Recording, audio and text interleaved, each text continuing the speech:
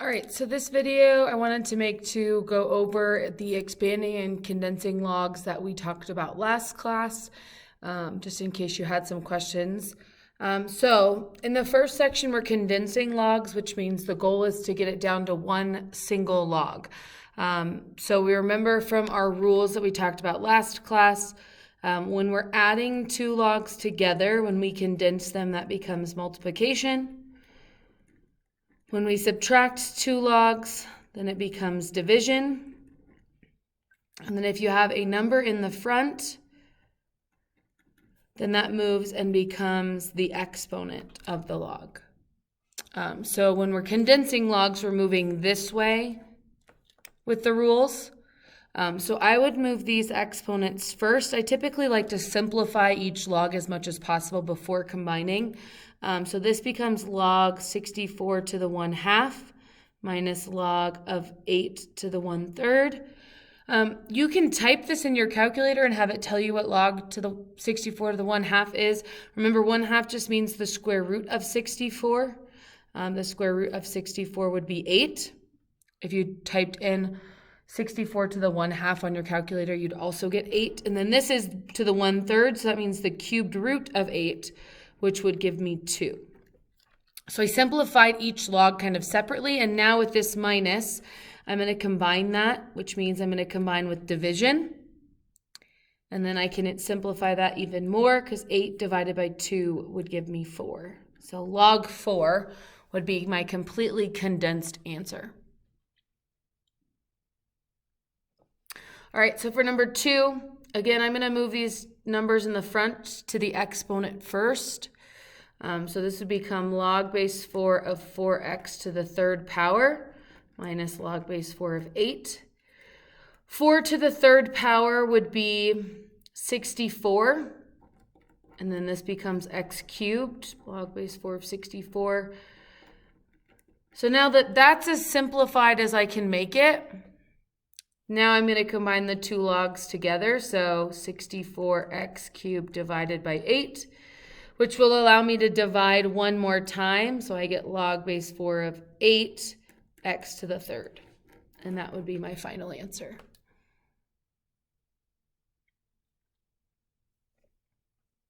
So for number 3, again, I'm going to move those exponents back first and simplify each one separately. So then as I simplify this one, the cubed and the cubed root are just going to cancel each other out. So then I have log base 5 of 5x minus log base 5 of x. And now that each log is simplified as much as I can, I'm going to put them together with division.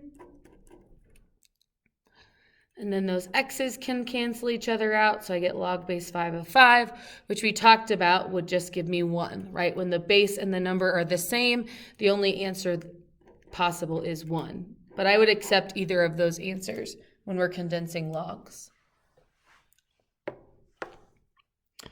All right, if we look at number 4, there's no exponents in the front, so there's nothing to bring to the back. So then I'm just going to set this up. So I have log base 3.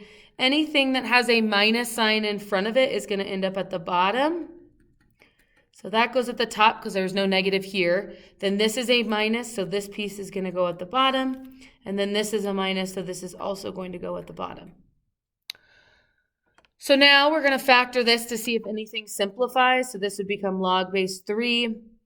This would simplify to 3x plus 4 and a minus 1 would give me a positive 12 and a negative 1, which would give me 11 here. And then at the bottom, x squared minus 4 would be x plus 4, x minus 4, and then that 3x minus 1. So then these cancel and these cancel. Since there's nothing at the top, remember that means there's really just a 1 up there. So log base 3 of 1 over x minus 4 would be my answer. So that's just some examples going over condensing logs. Remember, when we expand logs, we're just reversing this process. So we're looking at these versions and we're making them look more like this side of those rules. So I typically kind of reverse it, right? The first thing I did when condensing was I moved the exponent and then I did the plus and minus. I do the opposite for expanding. So I do my plus or minuses first. So this would be log base 4 of x. This y is at the bottom, so I'm going to put a subtraction. And the w is at the bottom, so I'm going to put a subtraction. And then the w was the only thing to the 4th power, so that's the 4 is only going to move in front of that w. Everything else is going to stay the same. 4 log base 4 of w.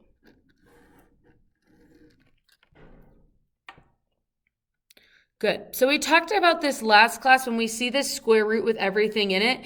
If everything is inside the square root, we can put the 1/2 on the outside and then write everything else together on the inside. So for instance, this would be natural log of a cubed minus natural log of b, since it's subtraction.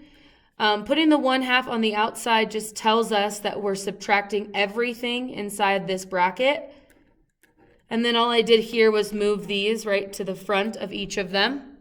So you can leave it like this. If you decided you wanted to combine the 1/2, you could write this as 3/2 natural log of a minus 5/2 natural log of b. Both of these answers are acceptable. Whichever one feels more comfortable or makes the most sense to you. But since both of these letters were underneath the square root, they both need to have that 1/2 as part of their answer. In number 7, not everything is inside that square root, right? I've got this log of 5, and then I would be adding the log of the square root of w. Remember, the square root of w is the same thing as w to the 1/2 power. So this is really log of w to the 1/2. Which means when we're expanding, we would want to move that to the front. And then only the w was inside the, or why did I say w? It's an x. Sorry, guys. I don't even know where I got a w from. Tired on this Sunday. Only the x was inside the square root, which means only the x needs the 1/2 in front of it. The other term, that 5, right, does not have a square root, so it would not have the 1/2 in the front. All right, so then for these last ones, we haven't gone over this but in this unit, but we've kind of talked about it before when we can get those bases the same. So we're going to set each one equal to x and then solve for x. So we're going to set it equal to x, and then we're going to rewrite it. So it's going to say 3 to the x power equals 27 when we rewrite that into exponential form. So then sometimes you'll be able to say, oh, okay, 3 to what power gives me 27? So the answer is 3. Sometimes you might just want to make the bases the same and then solve the exponent. So like I know that 27 is 3 to the 3rd power. So now that my bases are the same, that means my exponents are equal to each other. Yeah, so if we look at another example, I have 36 here. So if I set that equal to 0 and then rewrite it, I get 36 to the x power equals 6. So again, I want to make my bases the same. So this is usually when we rewrite them to have a smaller base to the smaller base. So I'm going to write this as 6 to the 2nd power, right? 36 is 6 to the 2nd power, and then I bring down that x equals 6, and this was already 6 to the 1st power.